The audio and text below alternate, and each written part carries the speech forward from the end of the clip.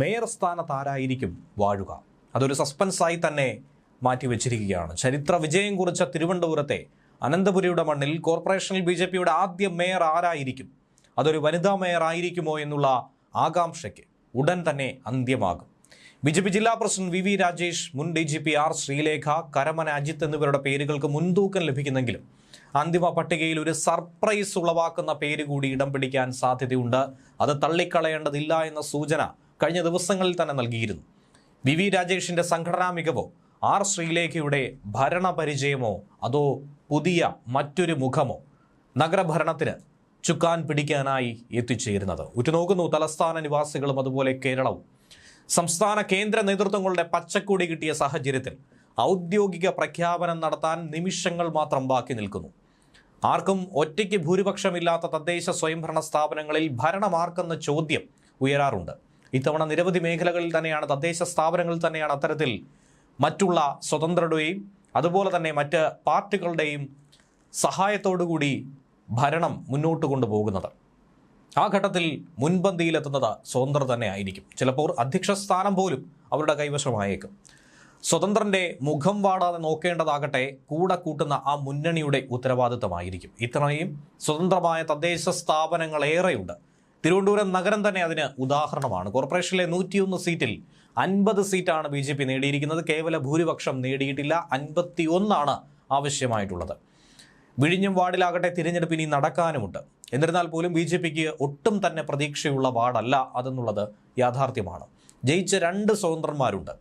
ഒന്ന് കോൺഗ്രസ് വിമതൻ, മറ്റൊരാളെ അല്ലാതെ തന്നെ കൂടെ കൂട്ടാൻ സാധിക്കുമെന്ന പ്രതീക്ഷ BJPക്ക് ഉണ്ടായിരുന്നു. ഈ 2 സ്വതന്ത്രരെ ഒപ്പം കൂട്ടി കേവല ഭൂരിപക്ഷം ഉണ്ടാക്കാനുള്ളൊരു ശ്രമത്തിലേക്ക് BJP നേരത്തെ കടന്നിരുന്നു. മേയർ, ഡെപ്യൂട്ടി മേയർ തിരഞ്ഞെടുപ്പുകളിലൊക്കെ ഇടത് വലത് മുന്നണികൾ ഒരുമിക്കാത്തത് കൊണ്ട് തന്നെ ഭരണത്തിലെത്താൻ കഴിയും. തിരുവനന്തപുരം കോർപ്പറേഷനിലടക്കം സ്വതന്ത്രന്മാർ നിർണായകമായ തദ്ദേശ സ്ഥാപനങ്ങളിൽ ഇവരുടെ പിന്തുണ ഉറപ്പാക്കാൻ കിണഞ്ഞു പരിശ്രമിക്കുന്നുണ്ട് മുന്നണികൾ പലയിടത്തും. ഈ അവസരം മുതലാക്കി ഇരുവരും വിലപേശാനുള്ള സാധ്യതയും ഏറെ മുന്നിൽ കാണുന്നുണ്ട്. തുടർന്നുള്ള കൗൺസിൽ യോഗങ്ങളിലൊക്കെ തീരുമാനമെടുക്കാൻ ഈ സ്വതന്ത്രരുടെ തന്നെ പിന്തുണ അനിവാര്യമാണ്, ആവശ്യമാണ്. അതിനുള്ള ശ്രമങ്ങൾ തന്നെയാണ് BJP നടത്തുന്നത്. ഇതിനിടയിൽ തന്നെ തിരുവനന്തപുരം കോർപ്പറേഷനിലെ മേയറെ തീരുമാനിക്കാനുള്ള ചർച്ചകൾക്ക് BJP സംസ്ഥാന അധ്യക്ഷൻ രാജീവ് ചന്ദ്രശേഖർ ഡൽഹിയിലേക്ക് യാത്ര തിരിച്ചിരുന്നു. പ്രധാനമന്ത്രി നരേന്ദ്രമോദി അടക്കം പ്രധാന കേന്ദ്ര നേതാക്കളുമായി കൂടിയാലോചന നടത്തിയ ശേഷം അന്തിമ പട്ടിക തയ്യാറാക്കിയെന്നാണ് റിപ്പോർട്ടുകൾ സൂചിപ്പിക്കുന്നത്. ഡൽഹിയിലെത്തിയ BJP കേന്ദ്ര നേതാക്കളുമായി രാജീവ് ചന്ദ്രശേഖർ ചർച്ച നടത്തിയെന്നും ആ തീരുമാനത്തെ കേരളത്തെ അറിയിക്കാനായി എത്തിയിരിക്കുന്നുവെന്നുള്ള സൂചനകളുമാണ് BJP വൃത്തങ്ങളിൽ നിന്നും ലഭിക്കുന്നത്. തുടക്കത്തിൽ മേയർ സ്ഥാനത്തേക്ക് മുൻ DGP R ശ്രീലേഖയ്ക്ക് സാധ്യതയെന്ന് പാർട്ടി വൃത്തങ്ങളിൽ നിന്ന് തന്നെ സൂചന കിട്ടിയിരുന്നു. ഡെപ്യൂട്ടി മേയർ സ്ഥാനത്തേക്കാകട്ടെ ആശാനാഥിനെയും പരിഗണിക്കുമെന്നാണ് സൂചനയുള്ളത്. ഡെപ്യൂട്ടി മേയർ സ്ഥാനം വനിതാ സംവരണമായതുകൊണ്ട് കരുത്തുറ്റ ഒരു സ്ത്രീ വനിതാ നേതാവ് തന്നെ ആയിരിക്കും. ഒരുപക്ഷെ മുൻ DGP R ശ്രീലേഖ, അതല്ലെങ്കിൽ 2ാം സ്ഥാനം ആശാനാഥ് എന്ന രീതിയിൽ തന്നെയാണ് ചില പ്രവചനങ്ങളൊക്കെ തന്നെ പുറത്തു വന്നിരിക്കുന്നത്. ശ്രീലേഖയെ മേയർ സ്ഥാനത്തേക്ക് ഉയർത്തിക്കാട്ടുന്നത് BJPക്ക് രാഷ്ട്രീയപരമായി വലിയ തോതിൽ ഒരു മേൽക്കൈ കിട്ടും എന്ന വിലയിരുത്തലിലേക്ക് കടക്കുന്നുണ്ട്. കാരണം സ്ത്രീകളെ നേതൃസ്ഥാനങ്ങളിലേക്ക് കൊണ്ടുവരാനുള്ള BJPയുടെ പ്രതിജ്ഞാബദ്ധമായി അവരുടെ കർത്തവ്യമായി ഉയർത്തിക്കാട്ടാൻ ഈ തിരഞ്ഞെടുപ്പിനെ ഈ കോർപ്പറേഷൻ മേയർ സ്ഥാനത്തെ വിനിയോഗിക്കാൻ കഴിയുമെന്നാണ് കണക്ക് കൂട്ടുന്നത്. മേയർ സ്ഥാനത്തേക്ക് ഉയർന്നു കേട്ട പേരുകളിൽ മുൻ ജില്ലാ പ്രസിഡന്റ് VV രാജേഷിൻ്റേതുമുണ്ട്. രാജേഷിനും തുല്യ പരിഗണന തന്നെയാണ് ലഭിക്കുന്നത്. ഡെപ്യൂട്ടി മേയർ സ്ഥാനം വനിതാ സംവരണമായതുകൊണ്ട് രാജേഷിനെ അത്തരത്തിൽ പരിഗണിക്കാൻ കഴിയില്ല. ഒരുപക്ഷെ പരിഗണിക്കണമെങ്കിൽ അത് മേയർ സ്ഥാനത്തേക്ക് തന്നെ ആയിരിക്കും. അതല്ലെങ്കിൽ BJPയുടെ പ്രധാനപ്പെട്ട മറ്റെന്തെങ്കിലും സ്ഥാനമോ ചുമതലയോ ഒക്കെ നൽകാനുള്ള സാധ്യതയും വളരെ കൂടുതലാണ്. അതുകൊണ്ട് തുടക്കത്തിൽ ശ്രീലേഖയെ ഡെപ്യൂട്ടി മേയർ ആക്കുന്നത് പരിഗണിച്ചിരുന്നു. എന്നാൽ മേയർ, ഡെപ്യൂട്ടി മേയർ പദവികളിൽ സ്ത്രീകളെ നിയമിച്ചാൽ, 2 പോസ്റ്റുകളിലും സ്ത്രീകളെ തന്നെ നിയമിച്ചാൽ നാരീശക്തിയുടെ മാതൃകയായി BJPക്ക് തിരുവനന്തപുരം കോർപ്പറേഷനിൽ മാറാൻ സാധിക്കും. കേരളത്തിലെ ആദ്യത്തെ വനിതാ IPS ഉദ്യോഗസ്ഥയെ കേരളത്തിലെ തിരുവനന്തപുരത്തെ ആദ്യ BJP വനിതാ മേയറായി തിരഞ്ഞെടുക്കുക വഴി അഴിമതിക്കെതിരായ ശക്തമായൊരു സന്ദേശം നൽകാൻ BJPക്ക് കഴിയും, പാർട്ടിക്ക് സാധിക്കുമെന്നാണ് പാർട്ടി വൃത്തങ്ങൾ തന്നെ സൂചിപ്പിക്കുന്നത്.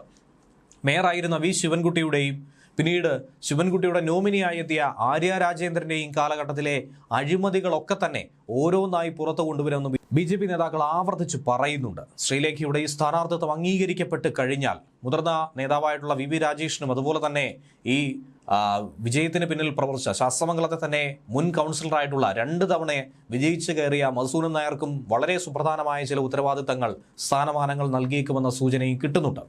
ശ്രീലേഖയുടെ വിജയത്തിന്റെ അടിത്തറ തന്നെ ഇത്തവണ ശബരിനാഥനൊപ്പം എതിർ സ്ഥാനാർത്ഥിയായി മത്സരിച്ച കവടിയാറിൽ മത്സരിച്ച മധുസൂദനൻ നായർക്കാണെന്നുള്ള കാര്യം വളരെ വ്യക്തമായി ഇവരും എടുത്തു പറഞ്ഞതാണ്. ശ്രീലേഖ അടക്കം ആ സംഭാവന ചൂണ്ടിക്കാട്ടിയതാണ്. അതുകൊണ്ട് പാർട്ടി നേതൃത്വം അതിനെക്കുറിച്ചുകൂടി പരിഗണിക്കുമെന്നാണ് അറിയാൻ കഴിഞ്ഞിരിക്കുന്നത്. തലസ്ഥാനത്തെ ഈ സ്ഥിതിഗതികളൊക്കെ തന്നെ BJP കേന്ദ്ര നേതൃത്വം അതീവ ജാഗ്രതയോടെ ഗൗരവത്തോടെ കാണുന്നുവെന്നുള്ളതാണ് അന്നേ ദിവസം പ്രധാനമന്ത്രി നരേന്ദ്രമോദിയുടെ സോഷ്യൽ മീഡിയ ഹാൻഡിൽ ഉയർന്നുവെന്ന ആ പോസ്റ്റിലൂടെ മനസ്സിലാക്കേണ്ടത്.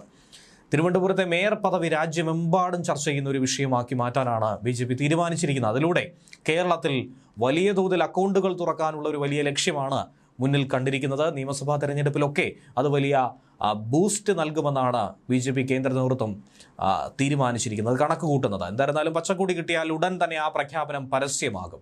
ഇതോടൊപ്പം തന്നെ തൃശ്ശൂരിലും മറ്റു മേഖലകളിലുമൊക്കെ പാർട്ടിക്ക് എന്താണ് തിരിച്ചടി സംഭവിച്ചത്, എവിടെയൊക്കെയാണ് പാളിച്ചകൾ ഉണ്ടായത്, അതൊക്കെ വിശദമായി തന്നെ അവലോകനം ചെയ്യാനാണ് നേതൃത്വം തീരുമാനിച്ചിരിക്കുന്നത്.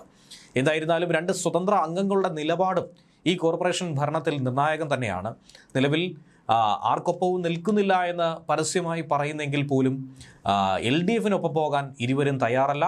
UDFിനൊപ്പവും സമാനമായി പോകാനുള്ള തയ്യാറെടുപ്പ് ഒന്നും തന്നെ ഉണ്ടാകില്ല. അവർ നിൽക്കുന്നെങ്കിൽ അനുകൂലമായി BJPക്കൊപ്പം തന്നെയാണ് അവരുടെ മനസ്സെന്ന കാര്യത്തിൽ സംശയമില്ല. ഭൂരിപക്ഷത്തിന് ഒരു സീറ്റിന്റെ കുറവുണ്ടെങ്കിലും അത് ഭരണത്തെ ബാധിക്കില്ല എന്ന അമിത ആത്മവിശ്വാസം തന്നെ BJP കൈമുതലാക്കി മുന്നോട്ട് കൊണ്ടുപോകുന്നുണ്ട്. മേയർ ആരാകും എന്നതിൽ സസ്പെൻസ് തുടരട്ടെ എന്നായിരുന്നു സംസ്ഥാന അധ്യക്ഷൻ രാജീവ് ചന്ദ്രശേഖറും കേരളത്തിന്റെ ചുമതലയുള്ള പ്രകാശ് ജാവേദ്കറും കഴിഞ്ഞ ദിവസങ്ങളിൽ പ്രതികരിച്ചത്. പാർട്ടി കീഴ്ഘടകങ്ങളിൽ നിന്നുള്ള അഭിപ്രായങ്ങൾ പരിഗണിച്ചൊരു അന്തിമ തീരുമാനത്തിലേക്ക് ഒരുപക്ഷെ കടന്നേക്കും. 2 സ്വതന്ത്ര അംഗങ്ങളുടെയും നിലപാട് BJP ഭരണത്തിൽ ഏറെ നിർണായകമായിരിക്കുമെന്ന് വേണം കരുതാൻ. ഇടതുമുന്നണിയുടെ 4.5 പതിറ്റാണ്ട് നീണ്ട ഭരണാധിപത്യത്തെ തച്ചു തകർത്തു തന്നെയാണ് BJP അധികാരത്തിലേക്ക് എത്തിയത്, വ്യക്തമായ ഭൂരിപക്ഷത്തോടുകൂടി. സത്യപ്രതിജ്ഞാ ചടങ്ങിലടക്കം വലിയ ആവേശത്തോടെ BJP കൗൺസിലർമാർ എത്തിയത് നമ്മളേവരും കണ്ടതായിരുന്നു. എന്നാൽ മറുഭാഗത്ത് ഭരണപക്ഷത്തെ നേരിടാനുള്ള തയ്യാറെടുപ്പ് പ്രതിപക്ഷ നിര കൈക്കൊണ്ടിരിക്കുന്നു. മേയർ സ്ഥാനത്തേക്ക് പുന്നക്കാമുകൾ കൗൺസിലറും ജില്ലാ കമ്മിറ്റി അംഗവുമായിട്ടുള്ള RP ശിവജിയാണ് CPM സ്ഥാനാർത്ഥിയായി പ്രഖ്യാപിച്ചിരിക്കുന്നത്. പാർലമെന്ററി പാർട്ടി ലീഡറായി SP ദീപകിനെയും പാർലമെന്ററി പാർട്ടി സെക്രട്ടറിയായി മുൻ മേയർ ശ്രീകുമാറിനെയുമാണ് CPM ജില്ലാ കമ്മിറ്റി തിരഞ്ഞെടുത്തത്. തിരുവനന്തപുരം ജില്ലാ പഞ്ചായത്ത് പ്രസിഡന്റായി പ്രിയദർശിനിയെയും വൈസ് പ്രസിഡന്റായി BP മുരളിയെയും തീരുമാനിച്ചിട്ടുണ്ട്. കോർപ്പറേഷനിൽ ഒറ്റയ്ക്ക് ഭരണം നേടാനുള്ള അംഗബലമില്ലെങ്കിൽ പോലും മേയർ സ്ഥാനത്തേക്ക് മത്സരിക്കാൻ തന്നെയാണ് UDFും തീരുമാനിച്ചുറപ്പിച്ചിരിക്കുന്നത്. തിരുവനന്തപുരം കോർപ്പറേഷനിൽ മേയർ സ്ഥാനത്തേക്കുള്ള തിരഞ്ഞെടുപ്പിൽ UDF സ്ഥാനാർത്ഥിയായി KS ശബരിനാഥൻ മത്സരിക്കുമെന്നാണ് അറിയിച്ചിരിക്കുന്നത്. ഡെപ്യൂട്ടി മേയർ സ്ഥാനത്തേക്ക് മേരി പുഷ്പവും UDF സ്ഥാനാർത്ഥിയായി മത്സര നിരയിലുണ്ടാകും. UDFിന്റെ പാർലമെന്ററി പാർട്ടി യോഗത്തിലാണ് ഈ തീരുമാനം കൈക്കൊണ്ടത്. BJPയുടെ ഭരണത്തെ ക്രിയാത്മകമായി പ്രതിരോധിക്കുമെന്നും നഗരസഭയിൽ ശക്തമായൊരു പ്രതിപക്ഷ നിരയായി തങ്ങൾ നിലകൊള്ളുമെന്നും ഇരു മുന്നണികളും ഒരുപോലെ വ്യക്തമാക്കിയിരിക്കുകയാണ്.